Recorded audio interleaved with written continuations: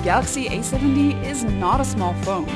However, it's surprisingly thin for how large it is. The bezels are thin all around, although the bottom one is thicker than the rest. The notch is small, and in contrast with the large screen, you can barely notice it. The plastic back, which Samsung calls plastic, has a rainbow gradient when it catches the light. It looks a little like the colors you'll see from oil spilled on wet asphalt. There's also the main triple camera setup. Thankfully, the cameras don't stick out very much, so the phone doesn't wobble when it's on the desk. The buttons are nice and clicky, and they're placed in a more intuitive position than the S10 series. However, the phone is still pretty wide, and while One UI helps a lot, it's not the easiest to use when moving.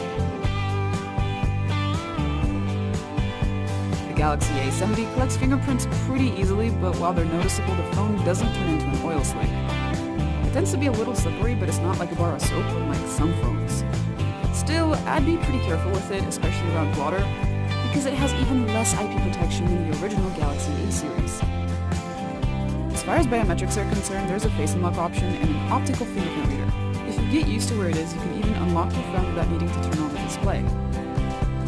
Speaking of, the 6.7-inch AMOLED is the biggest selling point of the Galaxy A70, both figuratively and literally. This is the biggest OLED screen you'll find in the mid-range Galaxy lineup, and even one of the biggest in Samsung's lineup, aside from the S10 Plus 5G. Yeah, it's not Quad HD like the S10, but it's a really good display. It's decently color accurate in vivid mode and is pretty much spot on in normal mode. Brightness gets up to 407 nits if you bring it up manually, and if you're in auto mode, it gets up to 607. So some legibility is great too.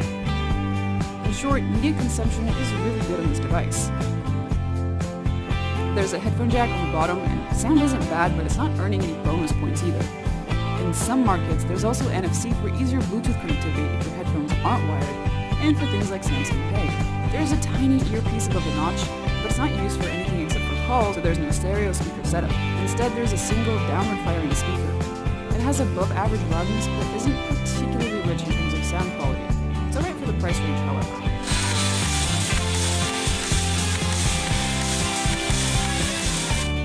Despite being really thin, the A70 is packing a beefy 4,500 mAh battery. Unsurprisingly, it got an impressive 103 hours on battery life tests.